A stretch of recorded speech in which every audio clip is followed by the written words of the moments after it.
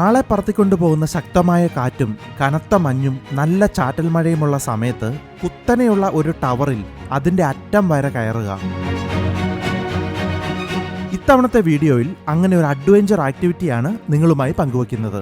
അല്പം സാഹസികത നിറഞ്ഞതാണെങ്കിലും മുകളിൽ നിന്ന് ഞാൻ കണ്ട കാഴ്ചകൾ വാക്കുകൾ കൊണ്ട് വർണ്ണിക്കാനാവാത്തതാണ്. നമസ്കാരം, ശ്രീലങ്കയിലെ ക്യാൻഡിയിലാണ് ഉള്ളത്. ഇവിടുന്ന് രാവിലെ ഞങ്ങൾ ഒരു ടവറിന്റെ മുകളിൽ കയറാൻ വേണ്ടി പോവാണ്.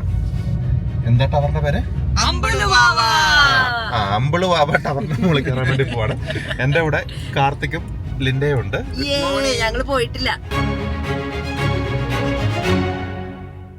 അപ്പൊ രാവിലെ ഒന്ന് ബ്രേക്ക്ഫാസ്റ്റ് കഴിക്കണം. ശ്രീലങ്കൻ ദോശ കഴിക്കാന്നാണ് വിചാരിക്കുന്നത്. അപ്പോൾ guys, my name is Shan Geo. Welcome to the video.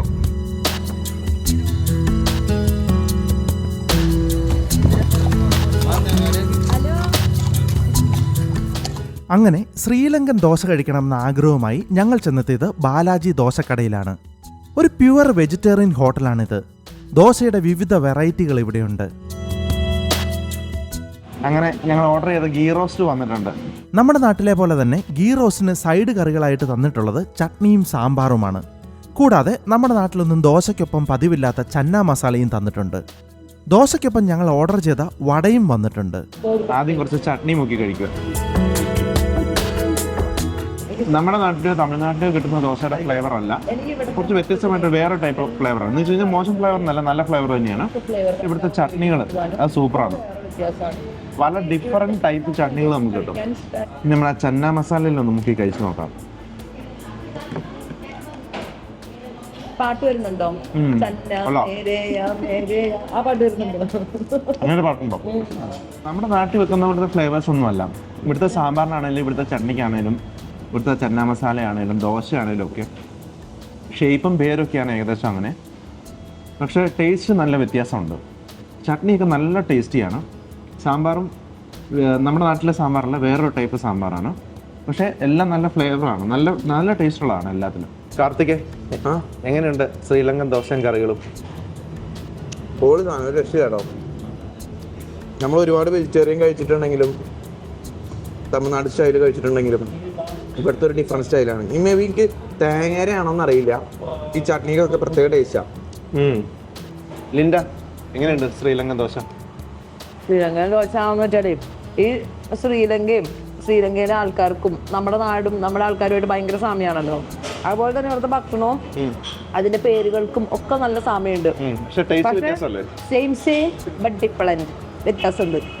ഒരേപോലെ ഉണ്ടെങ്കിലും വ്യത്യാസമുണ്ട്. ഭക്ഷണം ഒരേപോലെ ആണെങ്കിലും ഇൻഗ്രീഡിയൻസ് ഒക്കെ ഏകദേശം ഒന്ന് തന്നെ ആണെങ്കിലും ടേസ്റ്റിൽ നല്ല വ്യത്യാസമുണ്ട്. പക്ഷെ നമ്മള് മലയാളികൾക്ക് ഇഷ്ടപ്പെടും, എന്തായാലും ഇഷ്ടപ്പെടും. കാരണം വ്യത്യാസം എന്ന് പറഞ്ഞാൽ എന്നാലും ഇതൊരു അത്ഭുതമല്ലേ, ഒരേ ഇൻഗ്രീഡിയൻസ് യൂസ് ചെയ്തിട്ട് ടേസ്റ്റ് ഇത്ര വ്യത്യാസം, ഒരേ പേരും അങ്ങനെ ടേസ്റ്റ് വ്യത്യാസം. എന്നാൽ ആ ടേസ്റ്റ് നമുക്ക് ഒത്തിരി ഇഷ്ടപ്പെടുകയും ചെയ്യും. അപ്പം എനിക്ക് നല്ല ഇഷ്ടപ്പെട്ട്. എന്റെ ചട്നി തീർന്നു. അപ്പം ഇയാളുടെ പാത്രത്തിൽ ചട്നി ഇത്തിരി എടുക്കുകയാണ്. കൊള്ളാം. അങ്ങനെ ബാലാജി ദോശയിലെ ദോശയും കഴിച്ച് തിരിച്ചിറങ്ങി.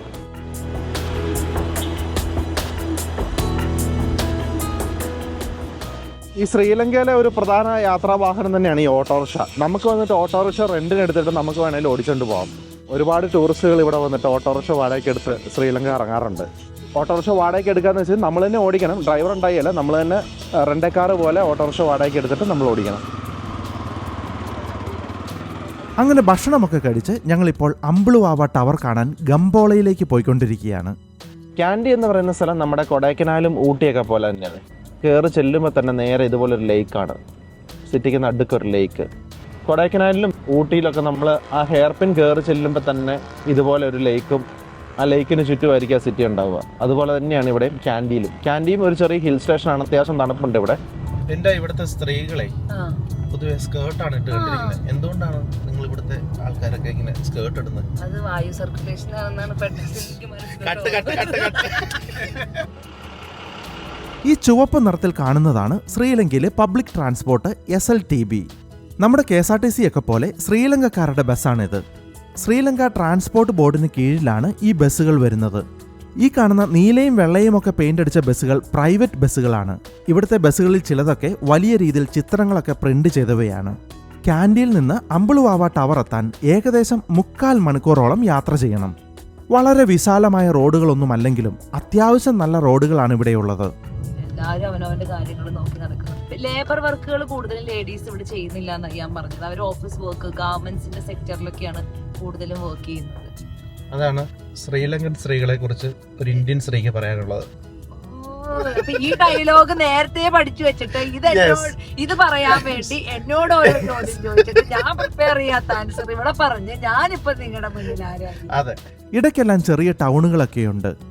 അങ്ങനെ കുറച്ചു നേരത്തെ യാത്രയ്ക്ക് ശേഷം ഞങ്ങൾ ഗംബോളയിൽ എത്തിയിരിക്കുന്നു. ഗംബോളയിലെ ബസ് സ്റ്റാൻഡാണിത്. അങ്ങ് ദൂരെ മലമുകളിൽ അമ്പുളുവാവ ടവർ കാണാം. ഇപ്പോൾ വലിയ റോഡിൽ നിന്നും മറ്റൊരു ചെറിയ റോഡിലേക്ക് തിരിഞ്ഞായി യാത്ര. ഞങ്ങൾ ഏകദേശം ടവറിന് അടുത്തെത്താറായിട്ടുണ്ട്. ആ കാണുന്ന മലയ്ക്ക് താഴെ എത്തണം നമുക്ക്.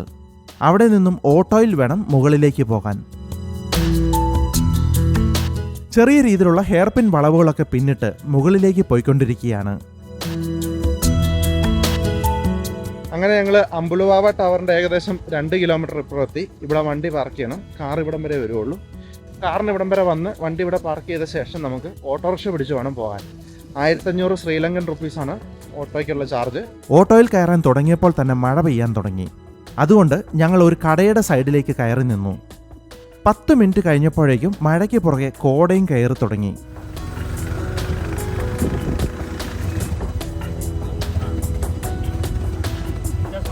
അങ്ങനെ ഞങ്ങൾക്ക് പോകാനുള്ള ചുവപ്പ് പെയിന്റ് അടിച്ച് കുട്ടപ്പനാക്കിയ ഒരു ഓട്ടോ വന്നു.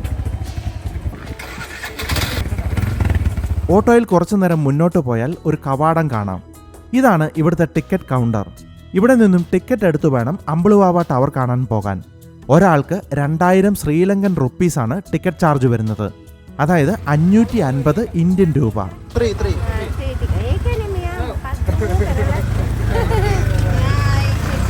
അങ്ങനെ ടിക്കറ്റൊക്കെ എടുത്ത് ഓട്ടോയിൽ മുകളിലേക്ക് കയറി തുടങ്ങി. മഴ പെയ്ത് നനഞ്ഞു കിടക്കുന്ന കുത്തനെയുള്ള റോഡിലൂടെയാണ് യാത്ര. മഞ്ഞു മൂടി കിടക്കുന്ന കുന്നുകളാണ് യാത്രയിലെ കാഴ്ച.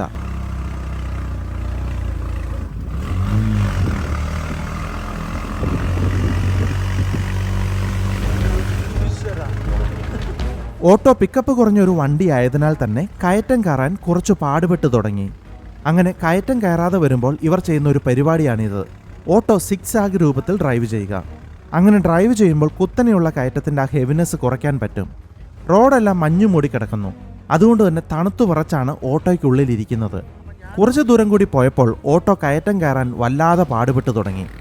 അങ്ങനെ ലിൻഡയെയും കാർത്തിക്കിനെയും ഓട്ടോയ്ക്കുള്ളിൽ തന്നെ ഇരുത്തി ഞാൻ ഓട്ടോയിൽ നിന്നും ഇറങ്ങി. ഒരാളുടെ ഭാരം കുറഞ്ഞപ്പോൾ ഓട്ടോ മെല്ലെ കയറി തുടങ്ങി. വേറെയും ഓട്ടോകൾ വളഞ്ഞു പൊളഞ്ഞ് കയറി പോകുന്നുണ്ട്.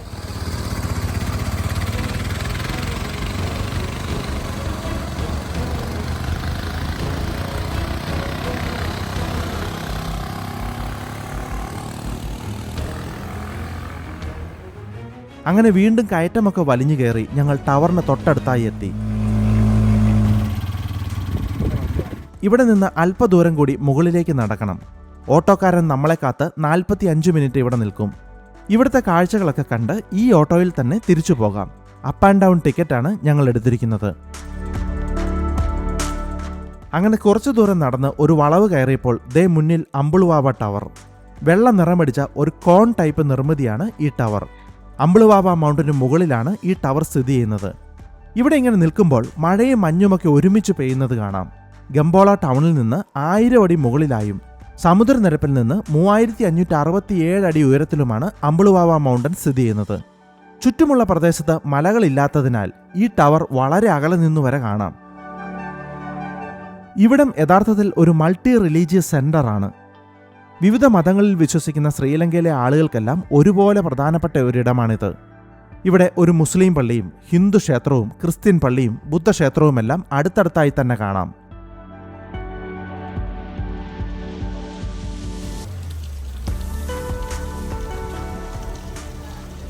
ആകെ കോടമൂടി നല്ല ഭംഗിയുള്ള കാഴ്ചയാണ് ഈ മലമുകളിൽ നമുക്ക് കാണാൻ സാധിക്കുക.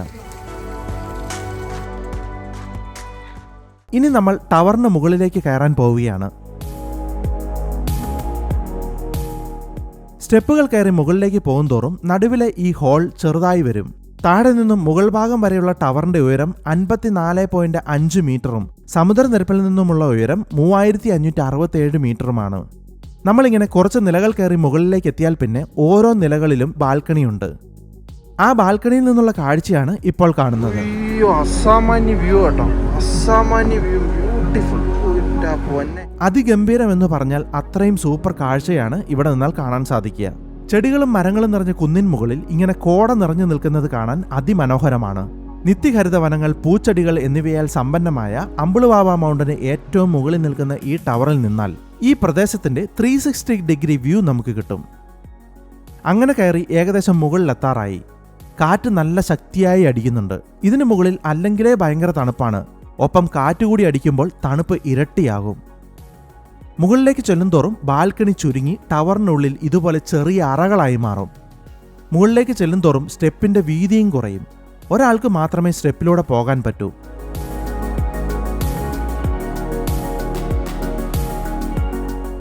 അതുകൊണ്ട് തന്നെ ഓപ്പോസിറ്റ് ഒരാൾ കയറി വരുമ്പോൾ അവിടെ നിൽക്കുന്ന ആളുകൾക്ക് കയറി നിൽക്കാനാണ് ഈ അറകൾ.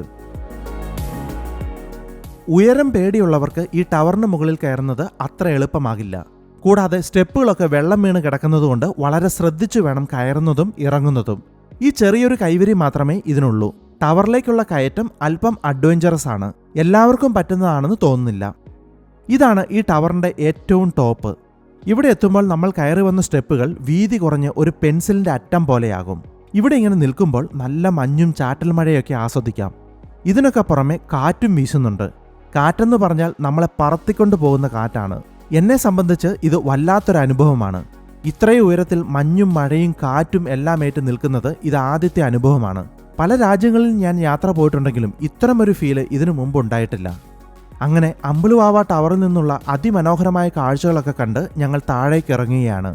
മുകളിലേക്ക് കയറിയ പോലെ തന്നെ താഴേക്ക് ഇറങ്ങുന്നതും ഒരു ചലഞ്ചിങ് ടാസ്ക് ആണ്.